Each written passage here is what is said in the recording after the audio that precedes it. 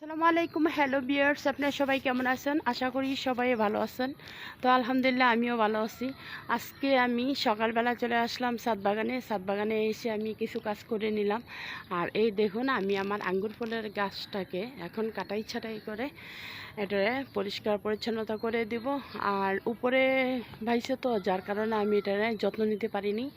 তবে 2 বছর, প্রায় 2.5 বছর 3 বছর হয়ে গেছে আঙ্গুর ফলের গাছটা, এখনও আঙ্গুর ফল আসেনি।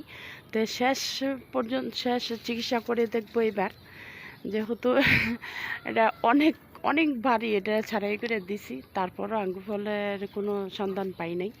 তো এবার এটাকে কাটাই ছাটাই করে দেখব এবার কি হয় কি। এবার লাস্ট পরিচর্যা করে তারপরে দেখব এটার কি অবস্থা। যদি আঙ্গুর ফল ধরে তো ধরলো, আর যদি না ধরে তাহলে টান দিয়ে উঠিয়ে ফেলে দিব। দেখুন, এই ড্রামের ভিতরে অনেক যত্ন করে লাগাইছি গাছটা। আর এই দেখুন কি মোটা হয়েছে। আর এত মোটা গাছটার ভিতরে একটু আঙ্গুর ফল ধরেনি। তো এটা আমার প্রায় 2-2.5 বছরের গাছ, অথবা 3 বছর এরকমই হবে, অনেক দিনের গাছ। কিন্তু এখন পর্যন্ত এই দেখেন কত ভাওয়া বাইছে, আমি কতবার এটা কাটাই ছাটাই করছি, তারপর আঙ্গুর ফল ধরে নাই। তো আজকে আমি শেষবারের মতো এই জানুয়ারি মাসের প্রথম সপ্তাহে আমি এটা কাটাই ছাটাই করে সুন্দর করে কীটনাশক দিয়ে আমি এটা রেডি করে রাখবো। দেখবো এইবার আঙ্গুর ফল আসে কিনা। যদি না আসে তাহলে এই আঙ্গুর ফলের গাছে এখানে টুকরো, এখানে টুকরো, এখানে টুকরো, এখানে টুকরো কেটে কেটে কেটে কেটে টুকরো টুকরো করে একদম নদীতে ফেলে দেবো, আর টান্দা এইভাবে উঠে ফেলাই দেবো। আমি যা বলছি তাই। অনেক মেজাজ খারাপ হয়ে যায় আঙ্গুর ফলের গাছটার সাথে। মানুষ দেখি কত সুন্দর আঙ্গুর ফলের চারা, আঙ্গুর ফল ধরে থাকে। আমার আপার শ্বশুর বাড়িতে গিয়েও দেখছি খুব সুন্দর আঙ্গুর ফলের চারা, আর আঙ্গুর ফল ধরছে সুন্দর। আর আমার এই গাছটাতে 2.5 বছর 3 বছর হয়ে গেছে, এখন পর্যন্ত কোনো আঙ্গুর ফলের সন্ধান পাইনি। তো এবার লাস্টে করে দেখবো, কাটাই ছাটাই করে দেখবো কি হয়। তো ভাইয়ারা আপুরা, আমি কিভাবে কাটাই ছাটাই করি দেখুন। এই দেখুন, কিছু কিছু মরা ডালপালা আছে, সবগুলো আমি কেটে ফেলে দিছি এইখান থেকে। এটা তাজা আছে, এই যে এখনও তাজা আছে দেখুন, সবুজ থাকলেই তাজা। তো আমি এই 2টা ডাল আমি এই ডালাগুলো আমি ছাটাই করে দিছি। আর এখন এর ভিতর থেকে এই যে অনেকগুলো ডালপাল আমি ছাটাই করব। এই চিকন চিকন ডালপাল এগুলো কিছুই রাখবো না, আমি ছাটাই করে আবার নতুন করে দেবো। দেখি কি অবস্থা। এই যে কিছু মরা ডালপাল আছে, এই যে কাটলে বোঝা যায় এটাকে তাজা না মরা, আদা মরা হয়ে আছে। এই যে তারপর আমি এর ভিতরে এইখান থেকে কাটে, দেখছেন আদা মরা হয়ে গেছে। এই ডালটা আমি রাখবো না, এইখান থেকে কেটে দেখবো আবার।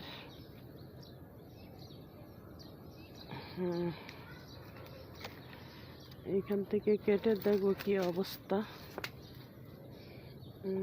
শুকাই গেছে ডালগুলা, একদম শুকাই গেছে। তারপরেও থাক, শুকাই গেছে যখন তখন আর যতটুকু কাটার আমি কেটে নিলাম। এই যে এটাও কেটে দিলাম আমি।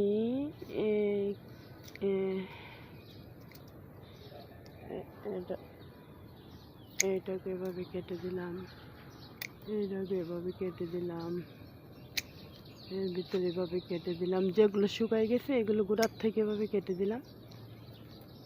থাক, এটা থাক। 2 ইঞ্চি 3 ইঞ্চি পরিমাণে রেখে রেখে আমি কেটে দিব। এই যে মেন, এই যে 1টা 2টা 3টা 4টা রেখে আমি এখান থেকে কেটে দিব। এই যে মেন গাছটা, যে এর ভিতর থেকে আমি কাটাই ছাটাই করে দিতেছি।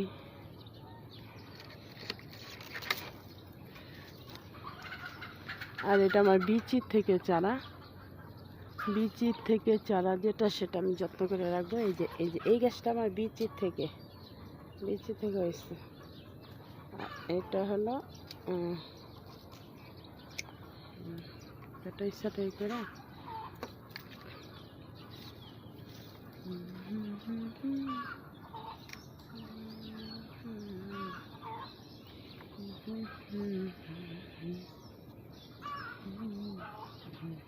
এই